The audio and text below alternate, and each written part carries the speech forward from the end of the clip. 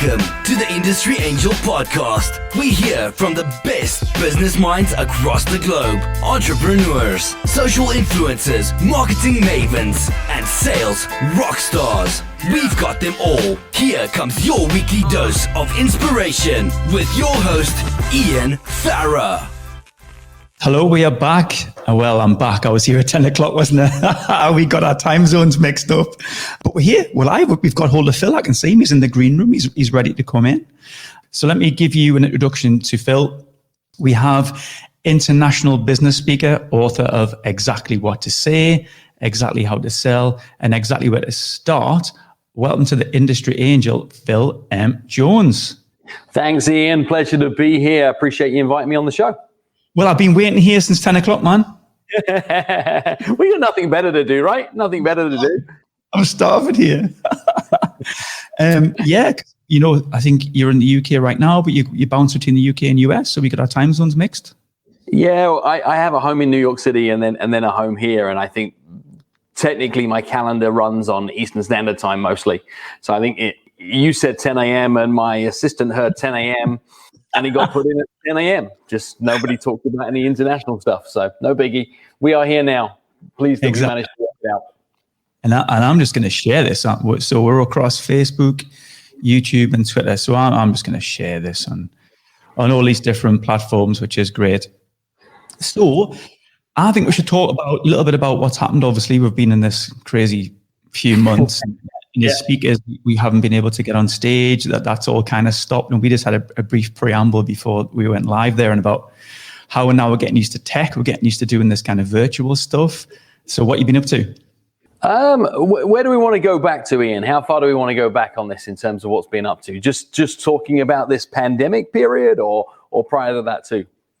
Well, it sounds like you might have something to say prior to the pandemic, is it? Have you got something in mind? I just always have lots going on, right? So I was running into this year looking at it being very much the busiest speaking year of my career up until right now. I'd landed a number of fairly high profile contracts and was ramped up and excited about it. But then came March the 9th.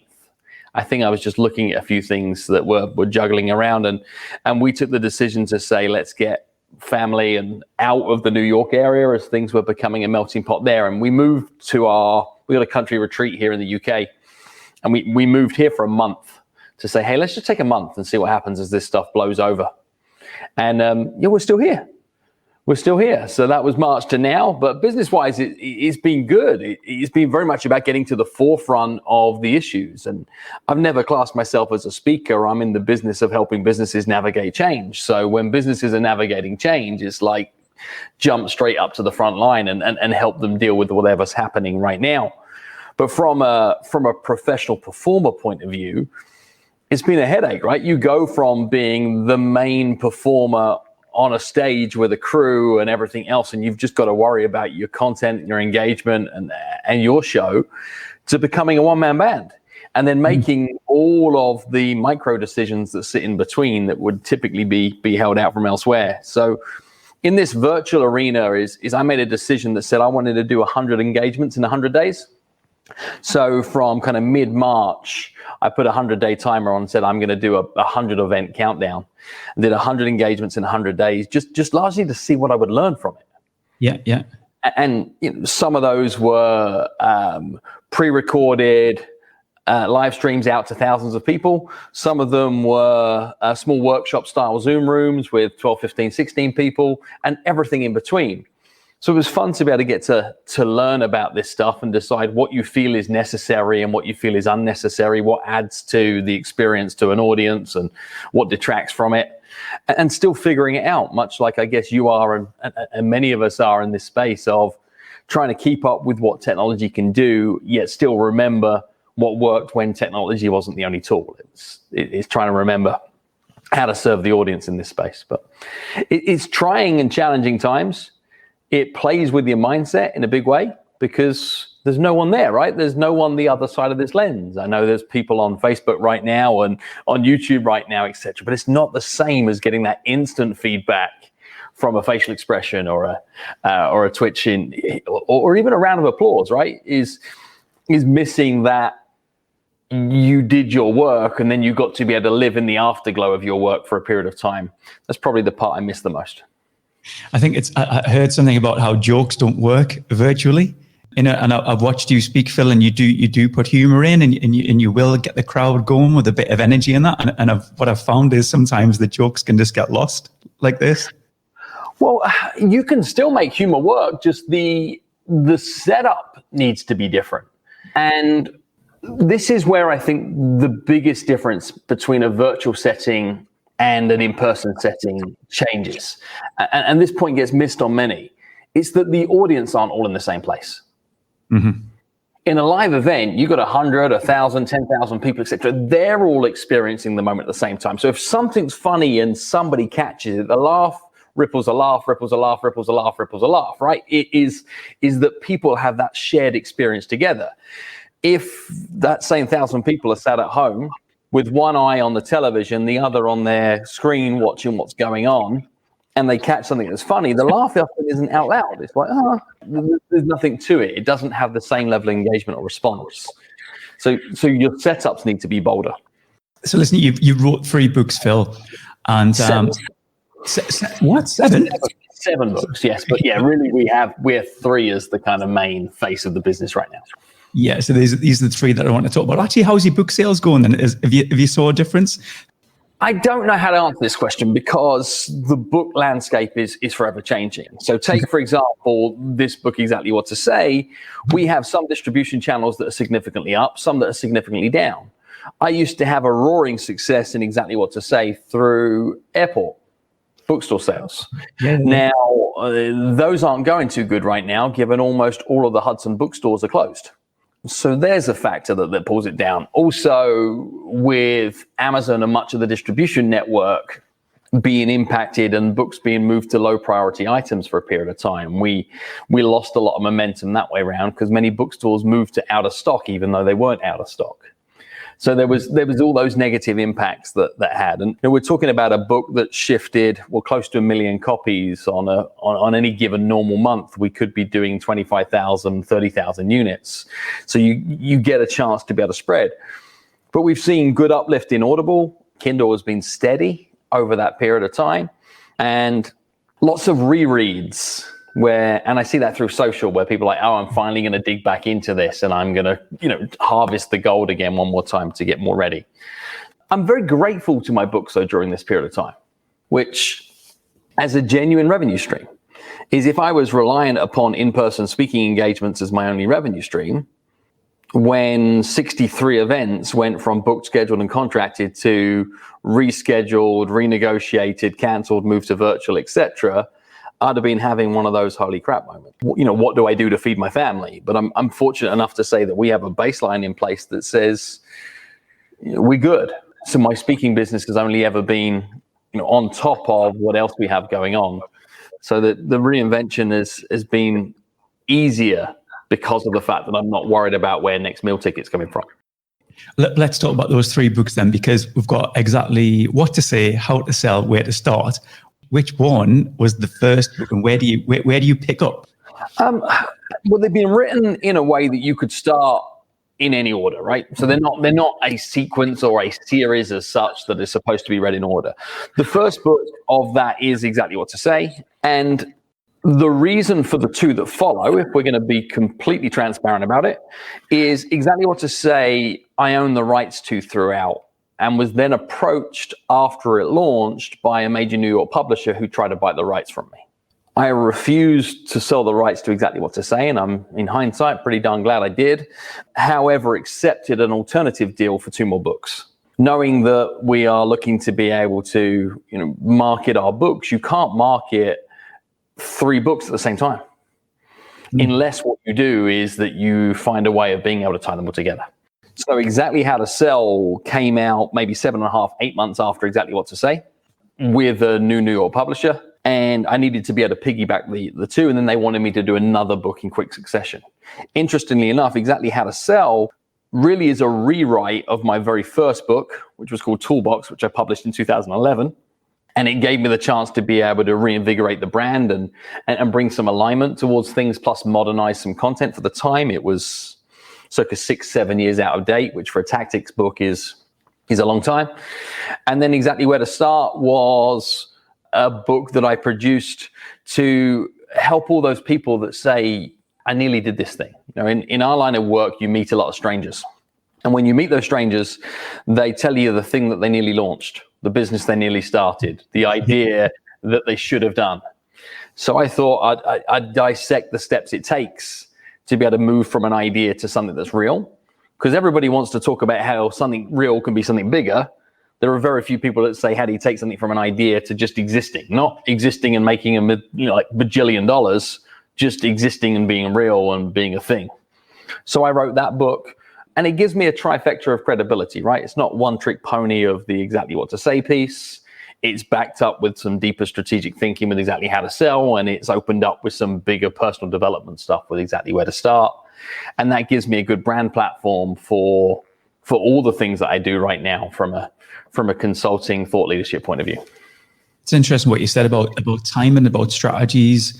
So do you, in terms of sales teams then, does the way we sell change over time? Not really, but specific tactics might need to be considered. Okay. The average consumer you work with in my world wants to find a reason why something won't work more than finding a reason why it does. And you see how fast technology's moved, right? Is if you wrote a book today about tactical selling skills but didn't consider selling through a lens, it would be irrelevant to many, because they'd be saying, well, that would work great if you're in a meeting with somebody and you're turning face to face, but if you're over Zoom or you're over Skype or you're over this, it wouldn't work. So the update was more a case of reconsidering what had changed between 2011 and 2018, which is a lot. Right? A huge amount with how social media has played such a major part in human interaction, how much things like newspaper adverts and direct mail, etc., are more of a niche offering, yet they used to be a significant way of being able to open doors. And the approach of lead pages and where your leads and data would come from are significantly different in a modern market than where they were historically. So prospecting is different.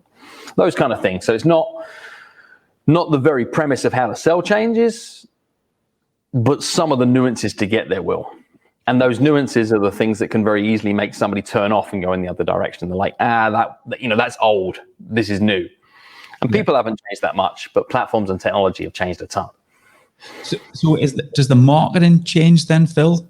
But the sales still is there? Everything changes, tactically speaking, but principles are the same. Mm-hmm. Same as marketing principles are the same as what they were back in 1918 today. It's just the platform or the tool in which you're using to be able to execute that principle is different. So you talk a lot about conversation, don't you? A lot about magic words and things to say, and that is a big part of your speaking and training, yeah? Yes. So some magic words that you've got, this is what you term it as, yeah, in your book? Well, why don't we just throw it back to you for a second and say, what are some of the scenarios that your listeners, your audience are finding themselves in that might be very much of the moment right now? And let's see if we can apply some of the magic words to real life scenarios that you either present to me hypothetically or that are coming out of the listening audience right now. Well, I suppose a lot of people be looking for lead generation, but when the leads come in, it's like, how do you actually convert them? I think that's what a lot of the my customers, my clients come to me for that. Okay. So a lead has come through a online contact form, or they've come through a download or something that way around. Is that what you're saying? Yeah, it could be. And you're now looking to be able to reach out and approach that person either with a phone call, or you're looking to reach out with a text message or some form of automation that would then sit behind that and say, how do I engage them into converting and bring them over the finish line? Would you say that was automation, or would you say that was more manual approach? What was the best, do you think? Depends on the value prop. All of it, right? It's yes and to every single thing. Is if this is an inquiry for a $3.2 million villa in Spain, chances are I probably want to speak to them. If I'm trying to sell 37,000 widgets, then what I might look to be able to do is have have an auto response sequence behind this. So that's again a principle-led decision. If I'm receiving inquiries that way around and I want to be able to engage in a quick conversation with them off the back, then probably what I'd do is I'd use almost a guaranteed success formula for starting any key conversation where it doesn't feel like a cold call. Now, this is a process I call opening fact question. So if you want to respond to any inbound inquiry, you start with a polite opening, you follow it up with a mutually agreeable fact, and then you respond with an easy to answer question. That's how you engage real quick. So say, for example, this was somebody who completed a web form. Then I'd reach out and say, hey, it's Phil calling, and insert name of company. I suggest that whoever's listening would use their own name and not mine. I'd say, hey, it's Phil calling. Then the mutually agreeable fact would be, I see that you were browsing our website the other day, and that you look for some more information about blank, right? Insert whatever blank is. That's a mutually agreeable fact. You see how it hits the show me that you know me button real quick? Like super quick. They're like, oh, this is not a cold call. This is somebody responding to a response I had. I gave permission for it. Then an easy to answer question. Say, for example, they downloaded a report, downloaded a brochure, downloaded some information. Hi, it's Phil calling. I see that you're on my website the other day, that you were searching for some information about blank, and that you went and you requested this, right? This download. My question would be, did it download okay? Not did you read it, or did you find anything you like, or what was it intrigued you? Did it download okay? Good. To which they'd say yes. To which you say, well, what was it that brought you to the website in the first place? Now they just run with whatever that was in that direction on from there, and now you've got your context for you to insert your content of how you can help. More to it when it comes down to conversion is knowledge and understanding of that if I have the word price written in my right hand and the word value written in my left hand, and price comes out ahead of value, the price is always going to look bigger. What most inquiries are asking is the how much question. And what often happens is we want to shy away from that how much response. Instead, what we should be looking to be able to do is to build the value first. We build the value first by approaching the conversation with curiosity, and we find a problem worth fixing. So typically in a response of this nature is I'd look to try and scale the size of the issue. And it might be a sequence of questions like, well, when was the last time that you noticed this was an issue to you? And how often does that kind of situation occur? And how long has this been going on for? Yeah. See, if what I do is I stack something with those three things, is I take a problem that happened last week, I find out that it's been recurring at a once a week basis and it's been going on for the last 5 years. That's a problem worth fixing. And if I can present a price point to that is less than the expense it's costing them right now for not having that solution, good chances are that I might be able to win the business. And I think that's the biggest mistake that people make when it comes down to conversion, is they forget to understand that our job is not to believe it's worth it to us, it's to help them see it's worth it to them, which means we've got to be able to create some form of comparison. Compared to what is, and your thing is only worth it if you can tick that compared to what box, and they go, well, of course. But if you don't do the curious questioning to get to the compared to what piece, then what you're doing is you're embellishing your products and service with features and benefits, hoping one of them is going to stick. So in terms of that pain, then, is it about amplifying that pain? Because sometimes when you get them to talk about the pain, the more they're talking about it, the kind of more they realize, oh, wow, it actually is a bit of a pain. Kind of. I'm not a big believer in this, like, let's amplify the pain type thing, right? We're not torturists. We're not trying to be able to, to manipulate people. Yeah. I'm just curiously looking to explore the truth. What I'm trying to find, is there a genuine fit? What I'm trying to find is this really worth it for both of us? Because I don't want to convince somebody it's worth it today for me, only to find out later it's not worth it for them. And then we end up in a situation where they feel like they've made a mistake. That's bad for everybody. So it isn't this, let's amplify the pain piece. It's let's find the truth. Is this worth it? Let's understand why this might be important. Let's approach this with some curiosity, then move to a position of having true empathy, and then have the courage to be able to ask for what's next. And what about that question about how much is it then? There's a few simple things on this. First is, if you don't believe it's worth it, you can't expect somebody else to. So whatever your prices are, you better be darn sure that you feel it's okay for that, and you feel that it's worth it.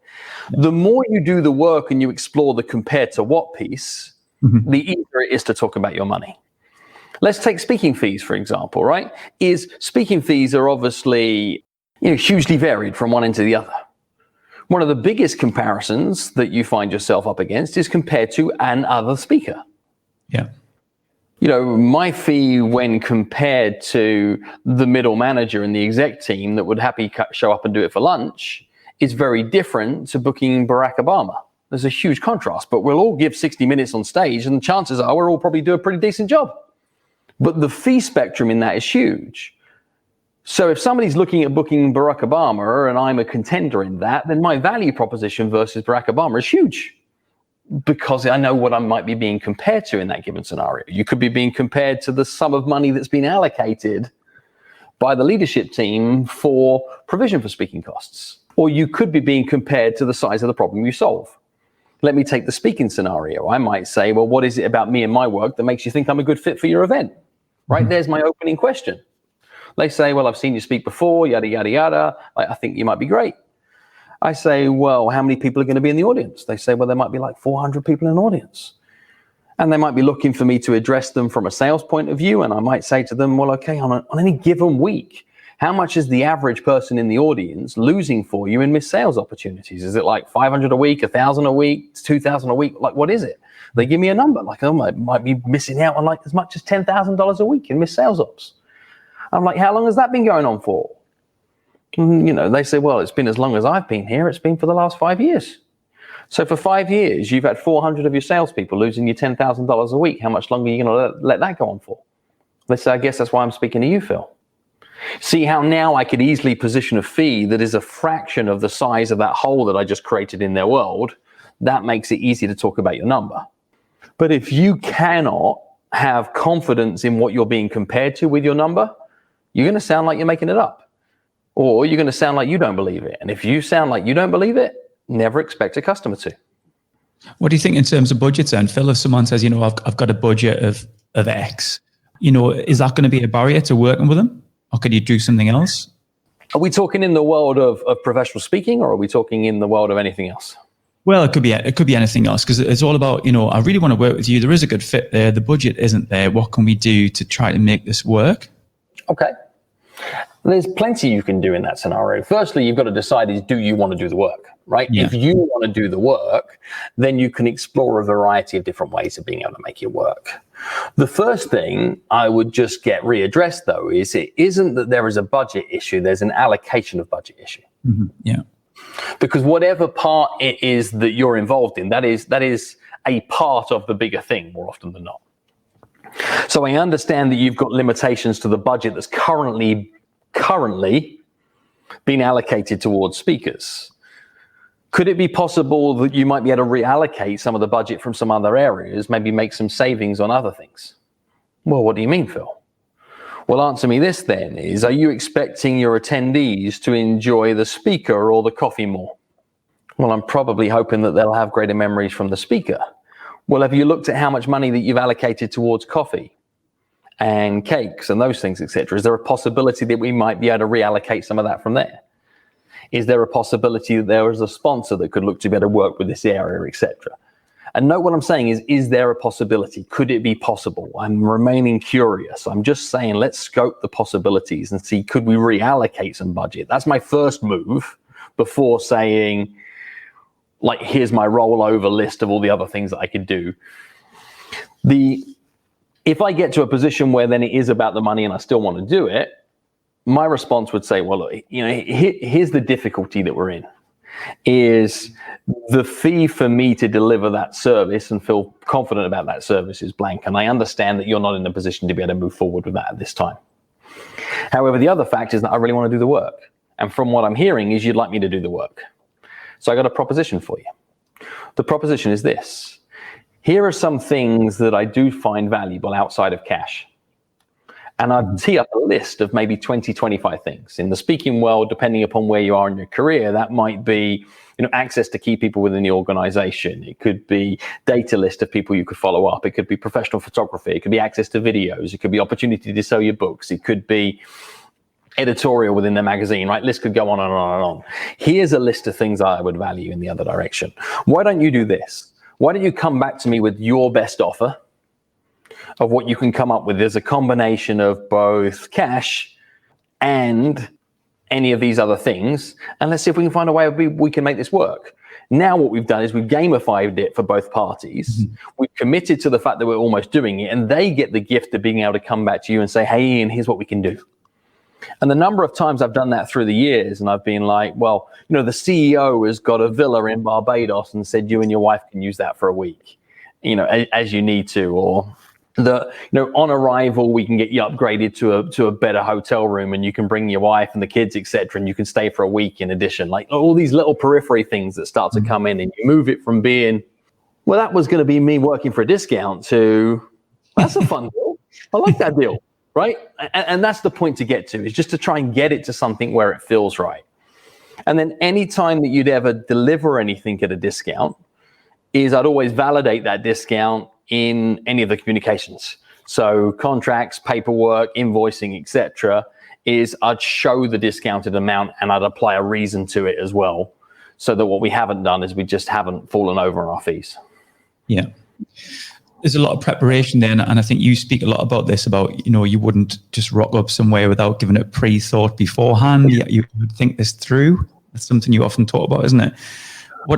What would you script this, Phil? If you're going to see a prospect and you kind of get an idea on maybe how it's going to work and what you've got to say under your belt, like what your toolkit is? Yeah, I think so. It's hard to script this stuff truly ahead of time until you found yourself in a number of these scenarios, right? There's no replacement for experience. I am a big believer that the worst time to think about the thing you're going to say is in the moment when you're saying it. So that does mean you should give yourself the gift of at least scenario playing key situations ahead of time. Before you walk into the meeting, before you pick up the phone, think about the possibilities of where it could go, so that when you find yourself in a situation, you're like, well, I've already thought I might find myself here, and now you're a split second ahead of everybody else. Definitely do that. More than that, though, is give yourself the gift of proper review. After you've done something that didn't work out or did work out, sit yourself down and find out why. And then ask yourself, what would I do next time? How would I change things up for next time? And then that permanent refinement of your processes is what then allows you to consistently improve. What we are perhaps a little better at doing, which is a bad habit, is when something doesn't go well, we look to find who to blame. Yeah. Right? Is whose fault was it? Instead of looking inwardly and say, well, if I was to find myself in that same situation again, what would I do differently? Mm-hmm. And note that that's a better difference in mindset, is if I'm to find myself in this situation again, what would I do differently, is way more empowering than what did you do wrong? Mm-hmm. So think about some of those things where you can have a little kind of wash up and what are our takeaways? How can we learn from this? Thinking about metrics, what kind of metrics do you see that people should be measuring, or that don't measure, or the ones that should be part of your KPI pack? You should always have some form of metric around activity level, whatever activity means to you, whether that's, outbound phone calls made, meetings attended, whether it's, contacts made from email communication, something that is activity focused. Behind something activity focused, probably, some things that are conversion focused. That says from that activity, how many of them become them? And then I would probably have some metrics that are quality focused. Of the ones that do become something, how good of a something do they become? And all of my activity would be focused in those areas. It's the original input of activity, it's the conversion of that activity to the desired outcome that I had, and then it's the success of the quantity, the quality of those outcomes. If you were a restaurant, what would that look like? It would be, my activity would be based on how, can I fill my tables?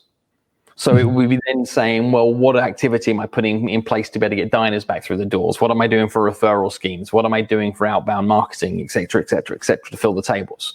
Then it would be, well, let me look at my conversions of how quickly do I turn those tables when I'm there? How many sittings and covers can I get in a period of time? And then it would be check value, right? How much do they pay when they get there? And I'd continually be looking to say, how do I make these things better? And this relentless quest of better is something that too few entrepreneurs find time to focus on, because what they're looking at is to say, what's the best practice? What's the best practice? What's the best practice?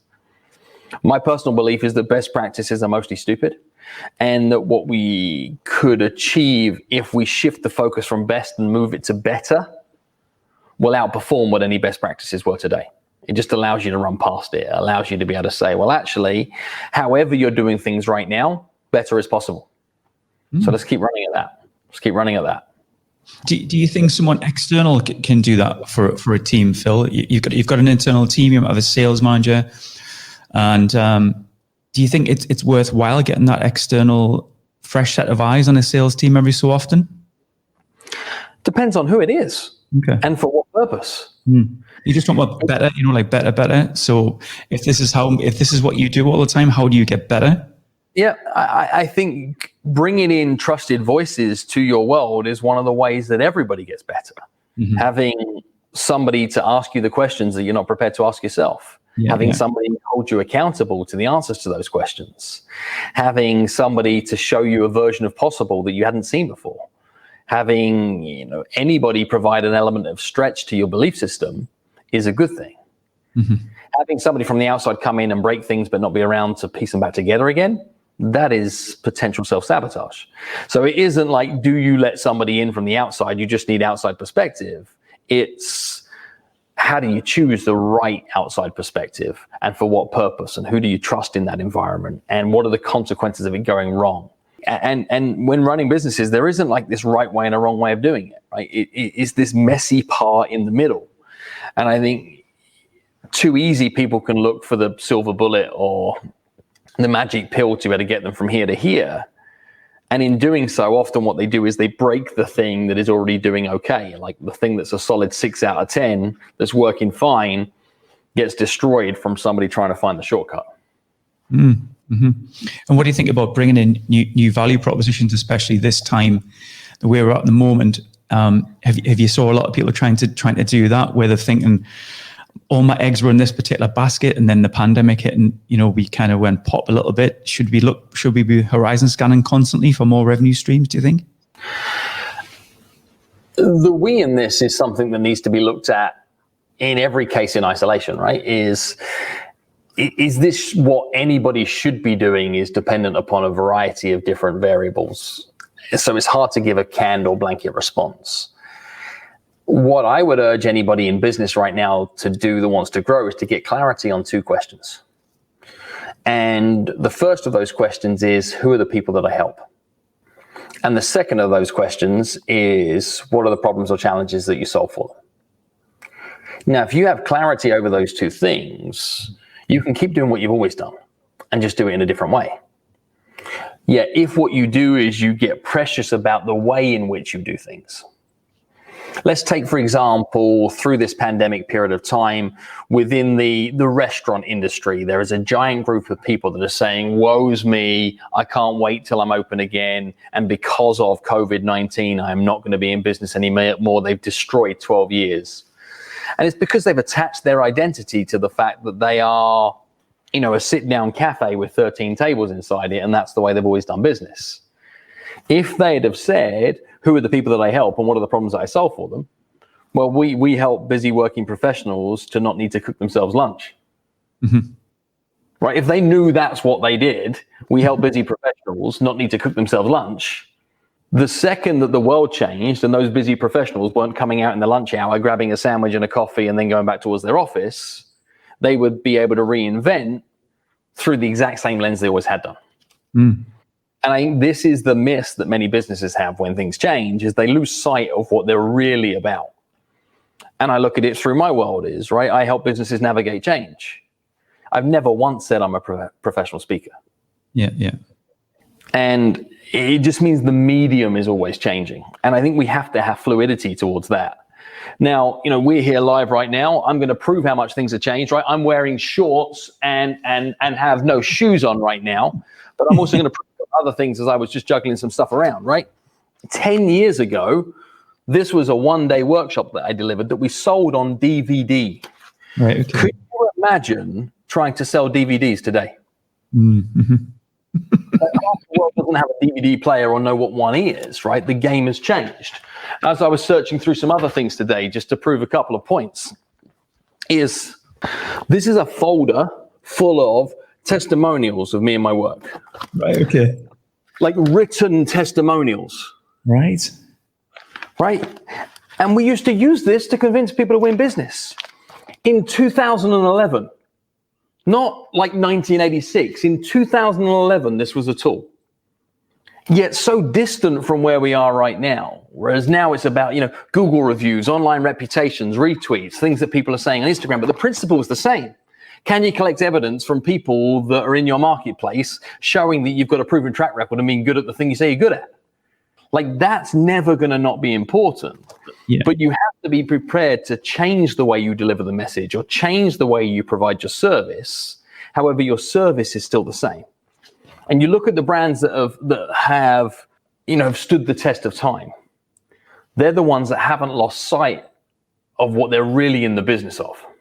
And that's where, that's where, like Domino's are one of the best examples of this. Is they're in the business of being able to get hungry people food fast. They're not in the business of making pizza. Yeah. They're in the business of getting hungry people food fast. And they know they don't have the best product in the marketplace. They know they don't have the best prices in the marketplace. Yeah. But they tick the convenience box better than anybody else. Mm-hmm. And this is where I think your question about value proposition becomes really important, is you have to get clearer in your value proposition when the market is doing this. Yeah. When the market is established, like many markets were established, people didn't really need a value proposition. Sometimes it was just right place, right time. And building value propositions in markets like now need to be very defined with sharp tips of the arrow. One of the greatest things that you could build a value prop around right now is convenience. What are you doing to showcase that you are the most convenient in your class right now? Mm-hmm. If it's not convenience, it's what are you doing for credibility? What are you doing to prove that you've done this thing with huge transparency around it a number of times so people will trust you with that thing? So now what we're looking at is expertise combined with trust is your value proposition. And if not that, you're stuck with price.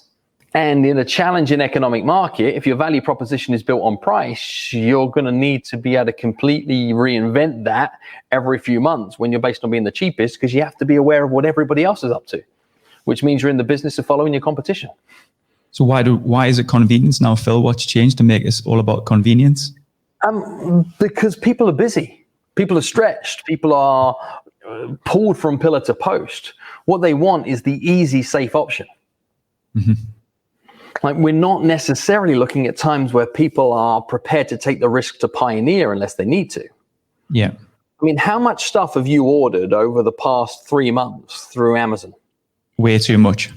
Right, but it's convenient, right? Like, there was a load of other things that you could have gone, or other retailers you could have gone and got those things from. But you're like, that's just the easy option. Yeah. It needs to be good enough. Like, it needs to have all the other factors with it, but the tip is convenience.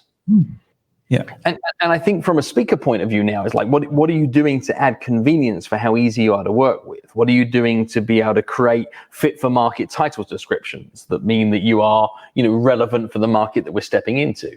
What are you doing to showcase that you have access towards the technology that means that they don't have to worry about that? All little steps that say, I've thought about how I can make myself a convenient choice for you.